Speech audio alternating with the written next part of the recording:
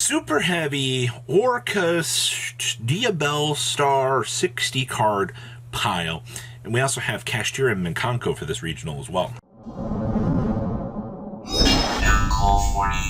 Our gem collab deck box with Promethean Princess and Ponix is now up, and yes, the first little bit of these for the $48.99 price tag will get the beautiful Field Center to go with this as well. So I'll leave a link down below so you guys can grab yours today. Make sure you guys smash the living crap out of that subscribe button so you guys don't miss out on more awesome content. Now, your Oklahoma regional breakdown here.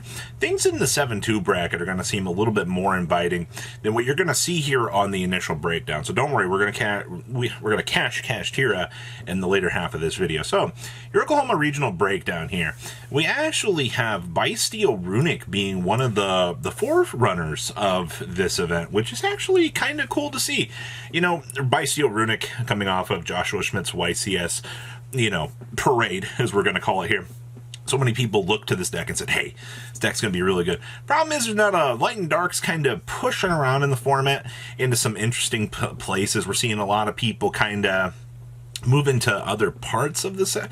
I don't know, it's interesting when you're looking at the overall deck and just what you're kind of expecting out here in terms of, turnaround. We also had 2 Rescue Ace decks in the top cut as well. Am I surprised about that? No, but everybody that exaggerated with the last limits on the deck, going, oh, the deck's dead.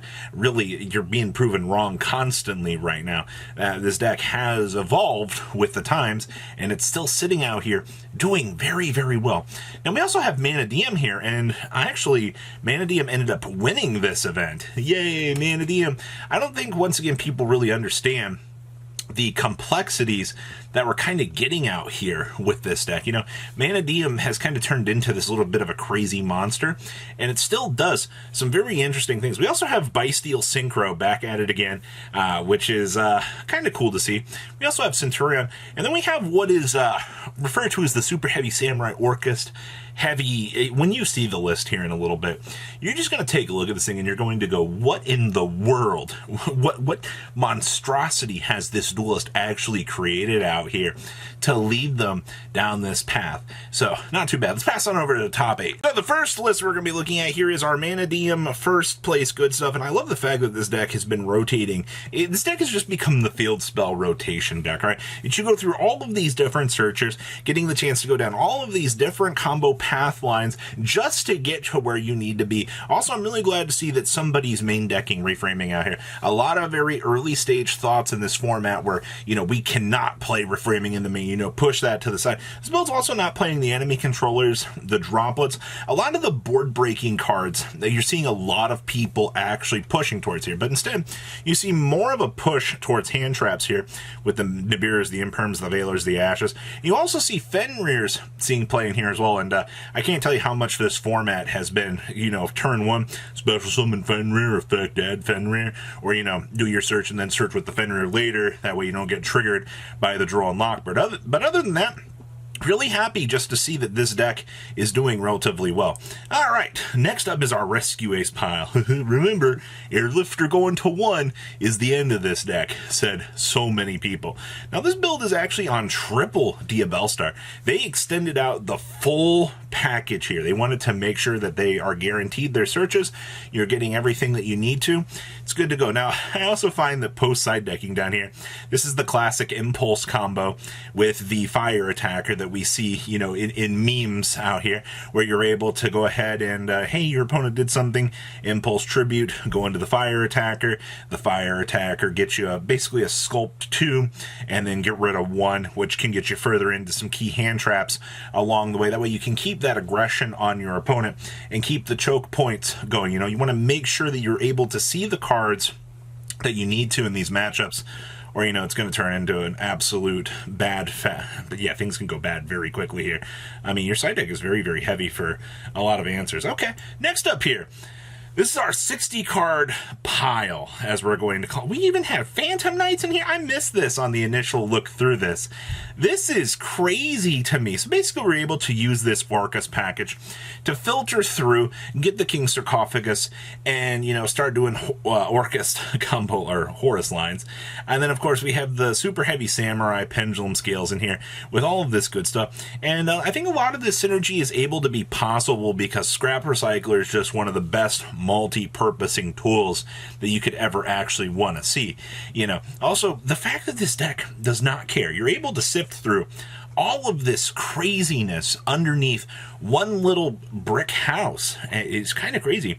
Both side decking houses, you can bring in Pinkertops as the Change of Hearts, the Mind Controls. We also have access to a Thrust in here to kind of help us along the way as well. Wow, this is so crazy to see. Okay, good stuff. All right, we have another Rescue Ace deck here out of the top cut, and once again, you see our good old friend Airlifter, limited to 1. You gotta love the application of having this stuff actually taken care of. I see that we do have triple Droll, triple Effect Failure in here, your triple Ash, your triple Imperm. We're extremely heavy on the hand traps, which is fine, all right? Like, this deck does not have a lot of craziness going for it right now. It's still Turbulence, way all the way to the end of the races. Set your 5. I see that we still have the Ghost Bells in here. We're sighting into beers. You're boarding in all of these hand traps to help make your matchups all the better, especially when you're looking at like how this board is going to end for this deck.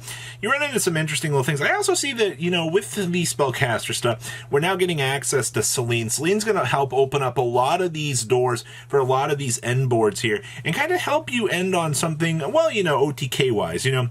I don't really see a lot of the heavy OTK stuff anymore in these builds, which is kind of disappointing because I really like seeing that. So that's the end of our top 8 here. Now we bridge on in to some Kashtira, and this is actually really cool to see because somebody out here has the right idea. Somebody knows that you want to see Dimensional Fissure right now. Dimensional Fissure is going to allow you the chance to take advantage of, you know, all of these graveyard-oriented decks. You know, also, I mean, with this plus Shifter, is going to be free clearing out a lot of the troublesome stuff. You know, I don't want to deal against Fire Kings as much as you don't want to. So that's something really important to consider. I also see that we are playing Ogre in here as well. We are doing the One Big Bang. That's kind of a nice little shift to actually see here. As, of course, we side the additional Dimensional Fissure. And I see that we're getting a little bit crazier in here. We have Mind Controls and a Snatch Deal. No Change of Heart in here, actually. They're just going for full gas, you know, make sure that we can take apart whatever the opponent's setting up.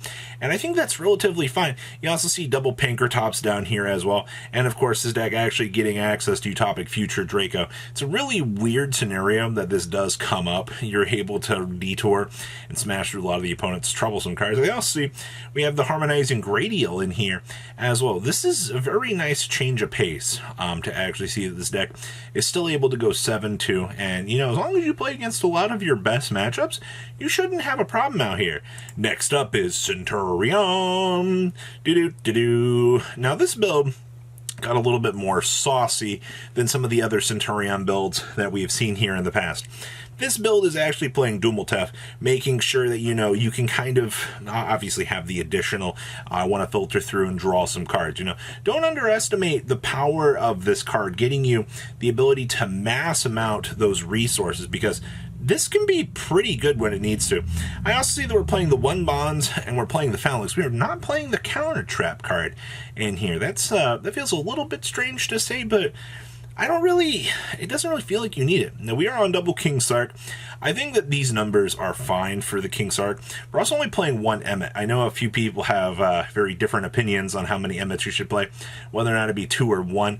I think this works out. Like, you're playing your Horus package, you've got a good supplementary package to kind of help you out. So, like, 1 Emmet gets you by. I also see that we are side decking triple Lancia in here as well. Okay, so whatever else is kind of coming along the way in the meta, you've got a very, very good stretch of things to kind of assist you. So good stuff for this list. Our last list we have here is Minkanko.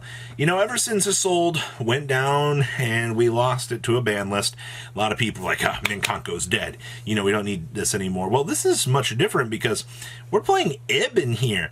We're taking advantage of actually going down the Ib Justicar path here and getting the chance to make some of these relatively interesting boards. Now, we are on 50 cards. We are doing instant fusion with Ortho Scorpio plays in here. Talk about opening up the craziness of this.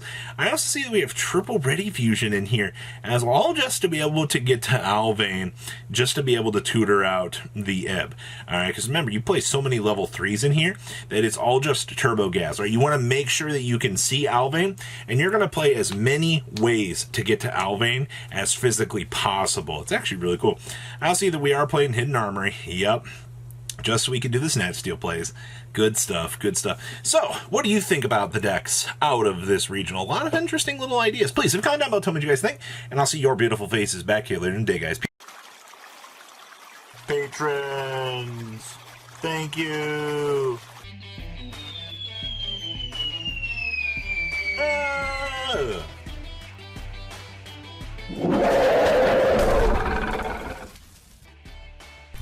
Thank you so much for watching. Check out these other videos.